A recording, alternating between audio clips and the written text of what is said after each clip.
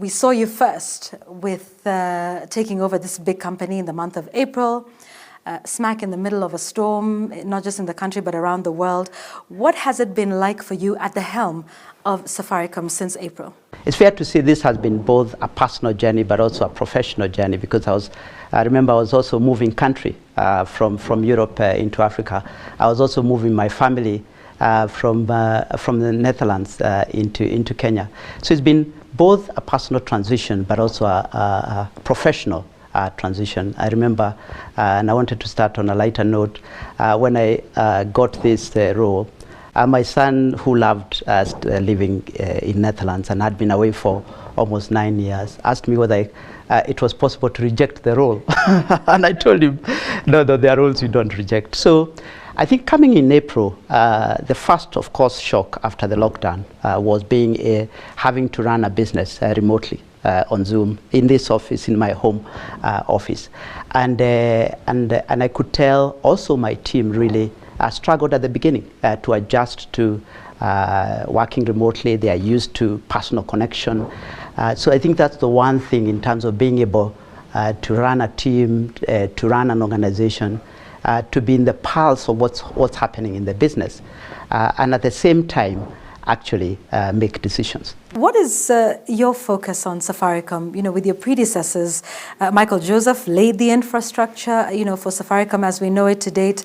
Bob Collymore, was all about customer experience, and he really brought the brand, I think, home to many of the Safaricom customers. What is your focus, Peter? What will your Safaricom look like? Yeah. So for me, I feel I have come in at a really critical moment. We have just celebrated 20th anniversary for Safaricom. This has been an extremely successful business. It's the pride of Kenya. It is a household name. So we need to make sure that during my time, I continue to push this brand to the next level. We've just come up with a new strategy for what we are calling Vision 2025. We want to be a purpose-led technology company. We have been known primarily as a telco company, but with a real heart and impact on the country through our payment platform, M-Pesa. I want to really convert this business from a connectivity and payment platform business into a real purpose-led technology company. We will continue to stay true to our DNA, which is about impacting Kenyans in a positive way through combining innovation and technology to create products that change people's lives. What would you say is the DNA of Safaricom? You're a telco, but you're also a fintech. I mean, Safaricom has taken M-Pesa to the world. What is the DNA of Safaricom? How would you describe this organization? Safaricom is a special business. And the way that I think about Safaricom is to think of the stories that everyday people tell on an everyday basis, the ordinary person in the street. When you look at the impact that Safaricom has had in terms of connecting Kenyans, we have 35 million customers on our GSM, which is a connectivity business. We have 27 million M-Pesa customers. We've added 3 million during the COVID period. So the impact on the country has been significant. So whilst this business started as a telecom business, which is what we call connectivity business, has evolved into a much broader, with a wider DNA, with a big impact on the country. We want to combine our commercial objectives and our social objectives to make sure that we create a big impact. During the COVID period, we played a big role in this country. You asked me how it was. We needed to think at a society level, not just at a customer or even at an employee level. We've had free P2P, which is persons-to-persons transfer, below 1,000 for 9 months. That cost us money, but we felt... How much? Initially, it was costing us anywhere between $1 billion and $1.5 billion. That probably has reduced because the transaction levels on the other businesses has improved. But overall, it would cost us between 9 and 10 billion for 9 months. I'm sure you've heard of this debate about separating the two, telco and fintech. What's your take on that? For me, I feel Safaricom is powerful because it has many assets. It has a connectivity business which covers the whole of Kenya.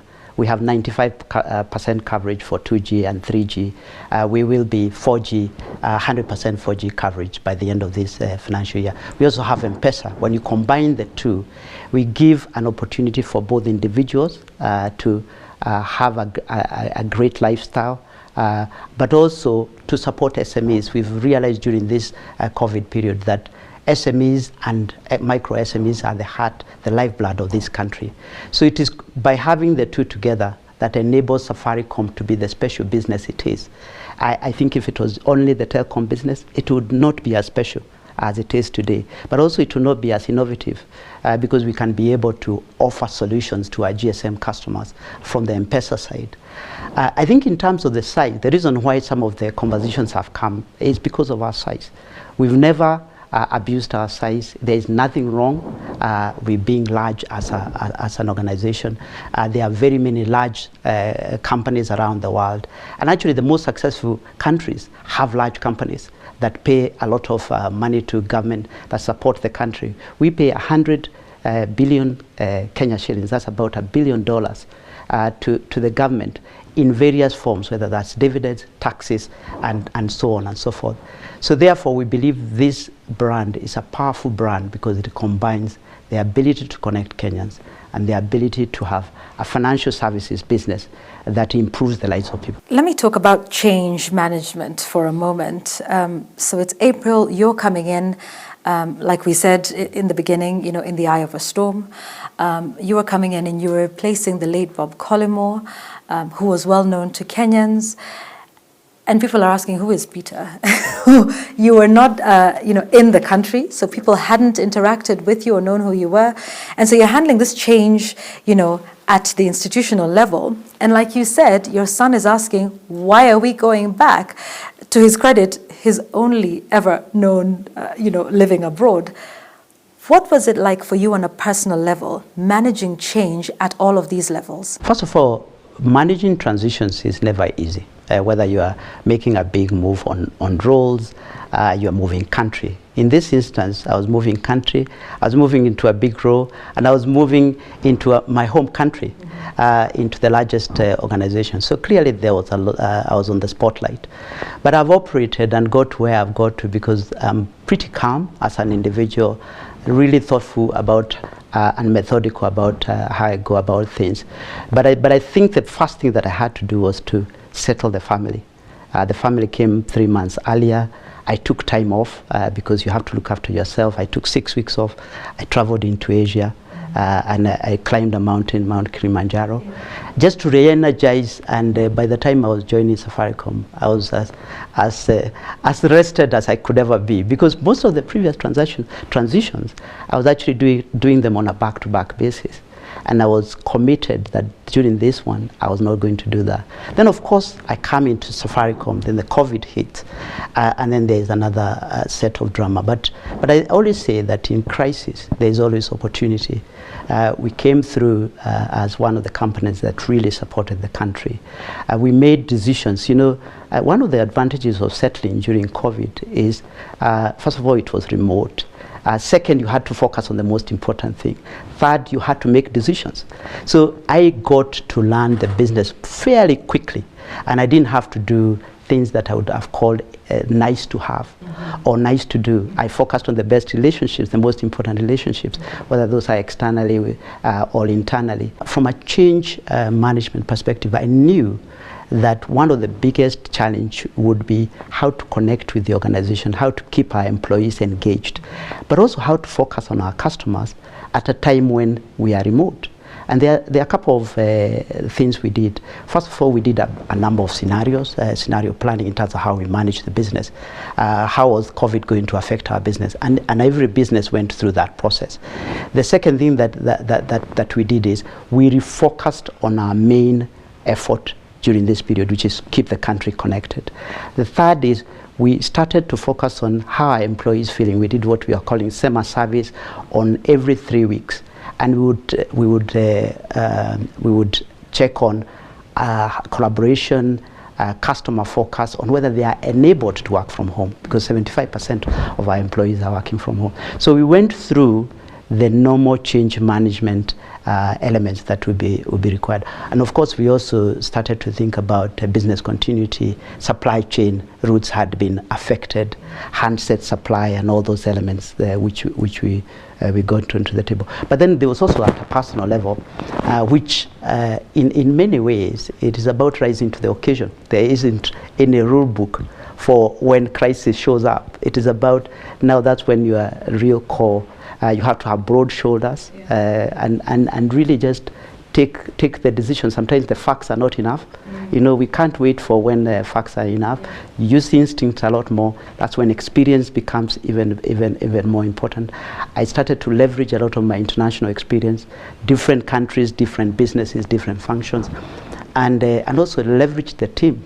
We have a strong team, and you go back to the basics and connect to the team in a way that actually enables change to happen. And then the final thing that I'll say is we also had to deal with the safety of our employees, the health and safety of our employees because of COVID. Our shops remained open. My biggest nightmare, and I knew it was going to come, was when we were going to have the first case of an employee having COVID. When we had a case involving the front line in one of our shops, I had to make a decision around announcing it. Yes. And I remember I sent a statement into the media houses, said we have had one case, we closed the shop, these are the protocols that we go through. We had pre-planned if that happened. Those were the protocols we were going to approach. But the biggest decision that I had to make was to own the decision and actually then start to test across the workforce. On a personal basis, you're coming home, you've been working outside the country, Peter, for close to 15 years. I mean, if you put it all together. Yeah. And so you're coming back home.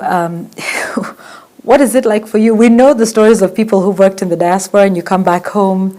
Do you remember where your ID is? And, we don't use voters' cards anymore. Are you driving around in traffic and saying, what happened to this country? Why are people driving the way they do? What was it like settling back, for you? What has been the most interesting experience since you got back? Settling back is not easy, even if it is settling in your home country. So we went around, so we moved into Ghana, Nigeria, and Netherlands. It's always difficult to go and look for a new house, to choose curtains and whatever it is. Although I was going to ask you about that. Who does that bit. But one of the things that I learned is it is not just me coming back and settling. It is to realize the transition is for the whole family, and it is to make sure that the family feels they are doing the right thing. My wife was very happy to come back. Of course, my son had some challenges, but in the end, everyone is very happy at home. And they're happy, they're settling, but then you are moving into a role that makes you much more visible than any of your previous roles in your professional career. People are asking who you are. People are following you on Twitter. Now you know how we are, on Twitter. We will tweet you directly when we are unhappy. It doesn't matter who else we know at Safaricom. What has this been like for you? Now you are at the center of the biggest company, not just in the country, but in the region.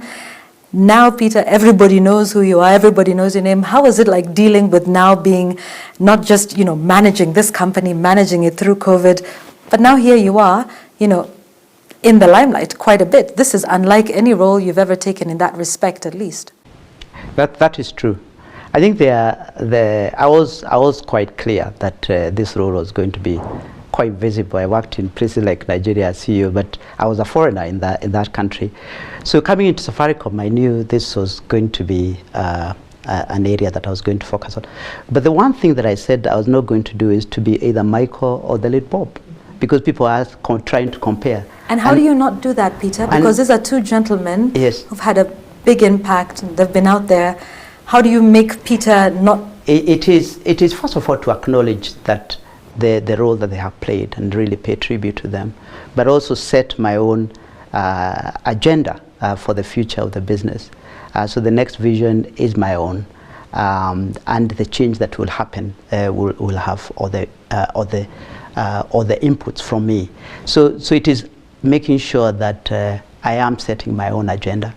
The second is what I meant by not being them is playing the managing stakeholders in my own way, rather than wanting to not to meet the expectations of everyone in a different way. 2020 has been your debut. It's been clouded by a pandemic. Sort of been managing, that crisis. But what do you foresee in the year 2021? What are the pressure points for you that you can see in the coming year? I would say that 2020 is a year to remember, but also forget.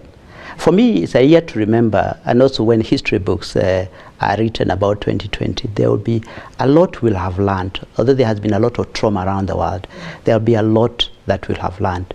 And for me, this will be a year that I'll remember for a long time. I made big transitions and also took over the largest company in Kenya. So going into 2021, I feel very confident that we have a clear vision for Safaricom. Of course, we are seeing second wave, so at an economic level, we need to continue to manage COVID, the implications of COVID. But I feel from an economy opening, the government is managing it well.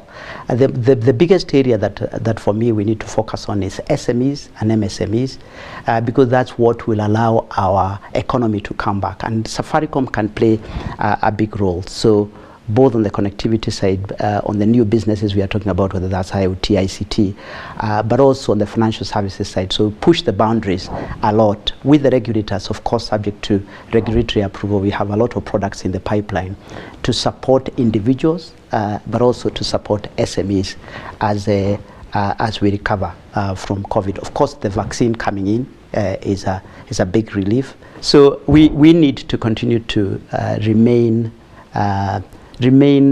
true to the fact that the economy in 2021 will still be challenged.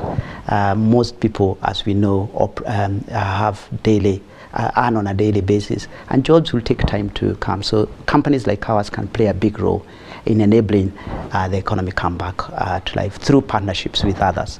So I'm really positive about 2021. Although 20 has been a major challenge, I feel we played our role. We have a clear vision for the business, and I'm looking forward to 2021. And I'm also in the middle of that, looking forward to the break, to the Christmas break. Aren't we all? Thank you so much, Peter, for speaking with us, and we wish you all the best. Thank you very much for making your time for us here. Thank you, Yvonne. Thank you. Thank you. All right.